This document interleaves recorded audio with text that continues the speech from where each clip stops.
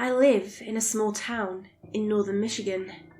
There really isn't very much to do, except for throwing rocks at the big fir trees around our town, late night trips to the dollar store, and hiking.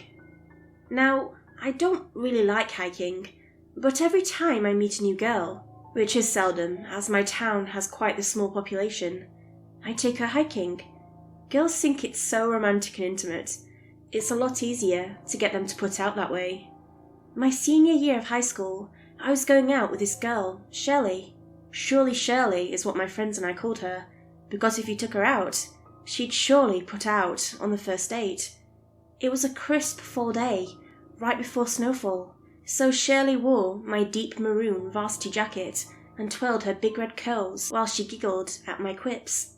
We played verbal chess while we jested on the likes of our graduating class and where they would all end up. Shirley ended the conversation with a curt, "Pray for the class of 14, all right, Roy?" I let out a chuckle and turned to reply when I heard something strange.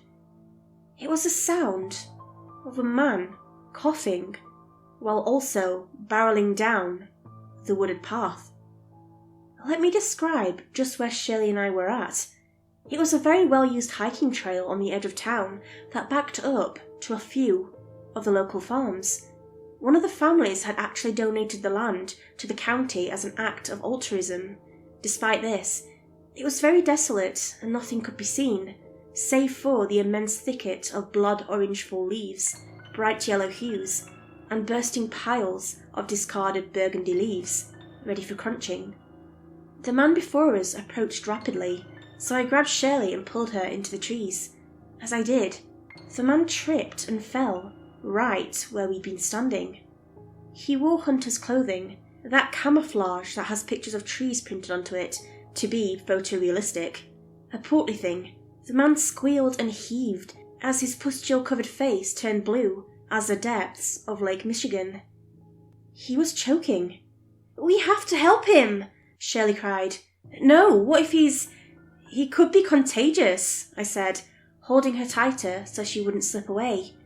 "We have to do something, Roy," she said, squirming against me, desperate to get away. I panicked, not wanting to watch this man die in front of me, but also not wanting to end up like him. I let go of Shirley. I wish I could go back and change things. I would have never let her go. She ran over to him and began applying the Heimlich maneuver, while his face still strained and sweat poured down his fat face. I don't even think she was doing it right. Not that it would have mattered. I made my way further from them and pulled out my phone to call 911, but then dropped it when I saw something coming out of his mouth. A long, bloodied branch ripped out of his mouth and planted itself into the ground before him and Shirley. She screamed and jolted back, but as she did, another branch burst from the man's spine and shot into her agape mouth. Now Shirley was choking and crying, and her big brown eyes looked to me, red and bulging. I attempted to flee, but in doing so I slipped and fell right on my arse. I noticed then that I had pissed myself. I looked at the two of them, the man face down in the dirt, with a massive tree sprouting from his freshly dead corpse. Then there was Shirley. It looked like she had been pulled into the roots of this tree, as I could see her being pulled into the ground. The last thing I saw of her was her hand reaching up from the dirt before being covered by a gnarled root. I don't know why it didn't take me. Maybe I just hadn't gotten close enough, or maybe it was something else. I guess I'll never really know. Despite this, I sat there and cried, too afraid to move. You couldn't tell there'd been any people there before, just one big tree in the middle of the trail. It was clearly some kind of spruce, except it had blood-red bark, like no tree I'd ever seen. This spruce would put a California redwood to shame. Eventually I got up and ran straight to my truck, where I drove like a madman to the police station. When I got there, a madman is what I looked like indeed. It didn't help that I smelled like a public restroom either. I spent the night in the drunk tank and then made my way to my truck.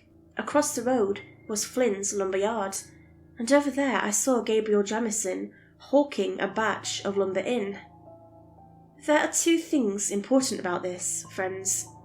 Gabriel Jamieson is the one who donated that land, and the lumber was that of a blood-red spruce.